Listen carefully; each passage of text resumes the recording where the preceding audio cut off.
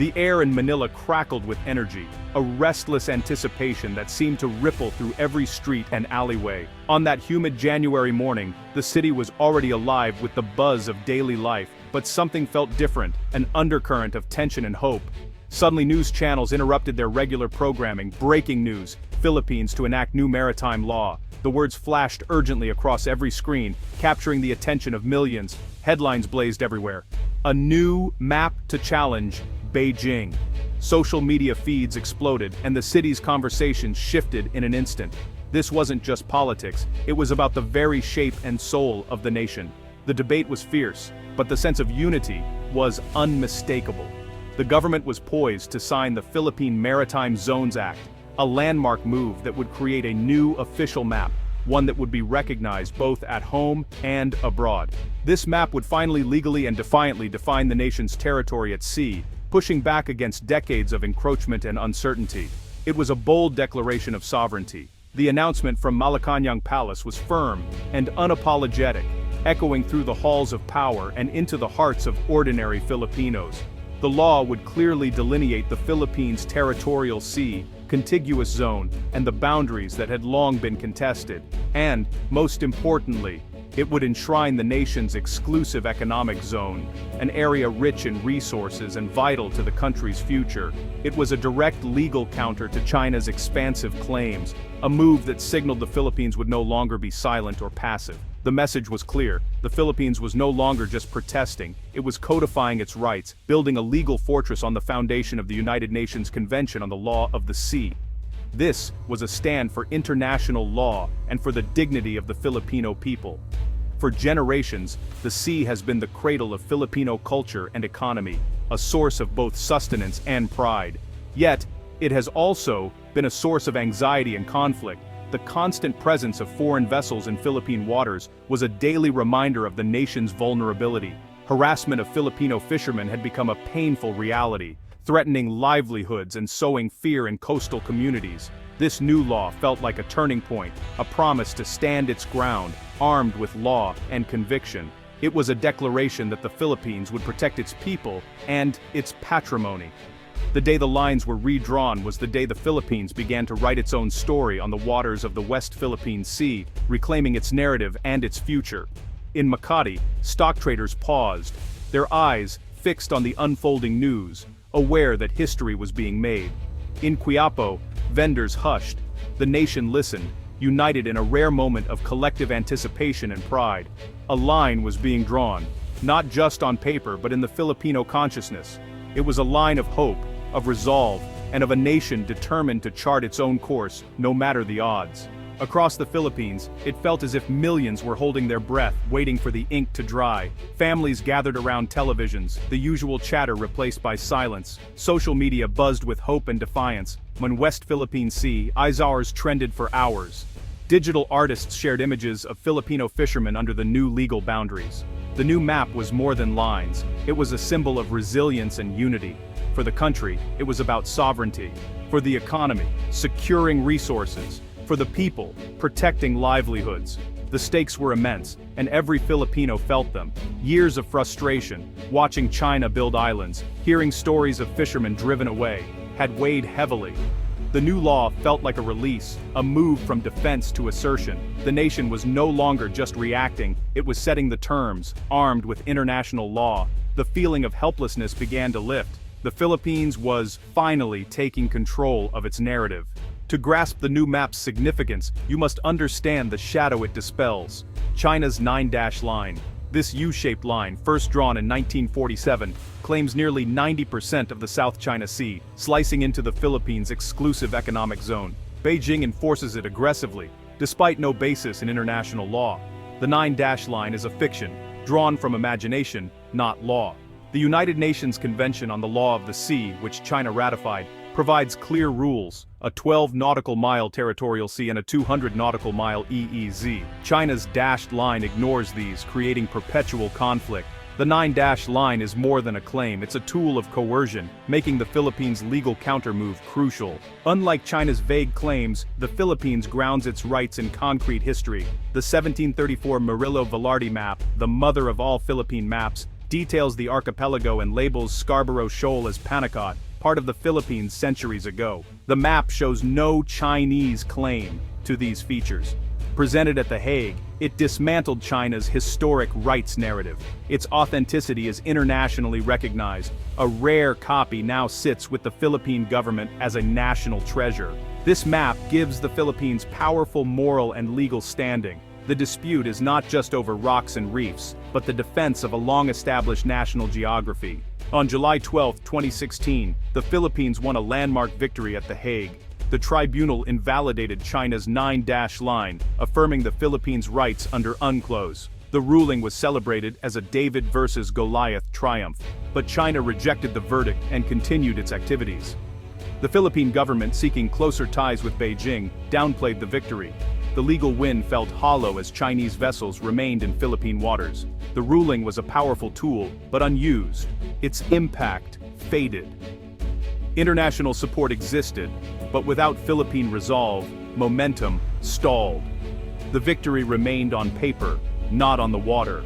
The new Maritime Zones Act is the direct result of the 2016 Hague ruling. It translates the arbitral award into official national policy. The law establishes a unified system for defining all Philippine maritime zones, territorial sea, contiguous zone, and EEZ, measured from clear baselines. All government agencies must now operate under one official map. This act is a precise counter to China's ambiguity, leaving no room for misinterpretation. Any foreign vessel operating inside these zones without permission is now, by law, violating Philippine sovereignty. By codifying the Hague ruling, the Philippines signals its commitment to a rules-based order. The line is now clear, both on the map and in the law. A map is more than paper.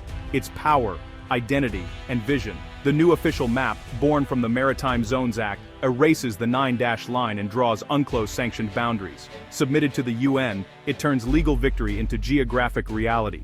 The map sets a precedent for other Southeast Asian states, offering a peaceful, legal template to counter China. Domestically, it shapes national identity, used in classrooms, offices, and military headquarters. It teaches a new generation the true extent of their territory. The map is a powerful counter-narrative to China's cartographic aggression. It forces Beijing to confront a legal and geographical reality. The map is a peaceful weapon, reframing every incursion as a violation of Philippine sovereignty. It's a tool for unity, clarity, and national pride. For Roberto Santos, a fisherman from Zambales, these debates mean one thing: the difference between feeding his family or coming home empty-handed. Every morning, as the sun rises over the horizon, Roberto faces the uncertainty of whether his hard work will be enough to put food on the table. The sea, once a source of abundance, now feels unpredictable and fraught with risk. For generations, his family fished at Scarborough Shoal, relying on its rich waters for their livelihood. But now, Chinese Coast Guard ships block their way, patrolling the area and turning back local fishermen. The familiar fishing grounds have become a contested zone, and each trip out to sea is shadowed by tension and fear. The conflict is a daily struggle for survival. Dwindling fish stocks and blocked access push families into poverty. Roberto and his neighbors return home with empty baskets more often than not, and the community feels the strain as incomes drop and uncertainty grows. Children go to bed hungry, and dreams of a better future seem to slip further away. The new Maritime Zones Act offers hope, a promise that fishermen are not forgotten. It signals that the government recognizes their plight and is taking steps to defend their rights. For many, it is a rare glimmer of optimism in an otherwise difficult time. It gives the Coast Guard a stronger mandate to protect them, allowing for more frequent patrols and a visible presence at sea. Fishermen feel reassured knowing that someone is watching over them, ready to intervene if needed. While it can't remove Chinese ships overnight, it justifies more assertive patrols and support. The Coast Guard's presence is a message that the Philippines will not back down and that its people's livelihoods matter. Seeing a Philippine vessel nearby brings security and a sense of belonging. It reminds fishermen like Roberto that they are not alone in their struggle and that their nation stands with them. The human cost is measured in lost income, fear, and the erosion of a way of life. Generations of tradition are at risk, and the uncertainty weighs heavily on every family in the village. The new map is a declaration that this inheritance is worth fighting for. It marks the boundaries of hope and asserts the right of Filipinos to their own seas, their own future. For Roberto, it brings hope that one day he can fish freely and safely in his own waters. Until then, he holds on to the promise that the tides may yet turn in favor of his family and his community. The Philippines' bold move to codify its maritime zones is a pivotal moment for the Indo-Pacific. By enacting this landmark legislation, the country is not only asserting its rights but also setting a precedent for the entire region. This step signals a new era of clarity and determination, as the Philippines takes control of its narrative and future. By drawing a clear legal line, Manila shifts the narrative from vague dispute to defense of sovereign territory. This clarity transforms uncertainty into a firm stance, making it clear to the world where the Philippines stands. It's a message that the country is ready to defend its waters, not just with words, but with the force of law. The law provides a platform to rally international support and build coalitions for a rules-based order. It invites the global community to stand together for stability and fairness, reinforcing the idea that the seas should be governed by law, not by might. For allies like the US, Japan, and Australia, it strengthens the legal basis for joint patrols and diplomatic action. These partnerships are now grounded in a shared commitment to upholding international law, making cooperation more effective and credible. Other Southeast Asian claimants now have a template for peaceful resistance. Manila's example shows that standing up for one's rights can be done through legal means, inspiring neighbors to pursue their own lawful paths. A chorus of nations speaking the language of law is harder for Beijing to ignore. When countries unite under a common legal framework, their collective voice becomes a powerful force for accountability and change.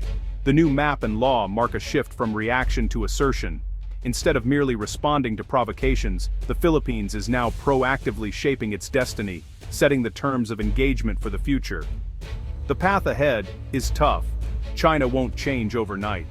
Tensions may persist, and challenges will arise, but the foundation has been laid for a more stable and just approach to the dispute. But the Philippines now stands on the bedrock of international law, armed with clarity and legitimacy. This legal foundation gives the country a stronger voice in global forums and a shield against coercion. The future of the region will be shaped not by force, but by the enduring power of law and the will of a sovereign people. As the sun rises over the West Philippine Sea, hope grows for a future where peace, justice, and unity prevail.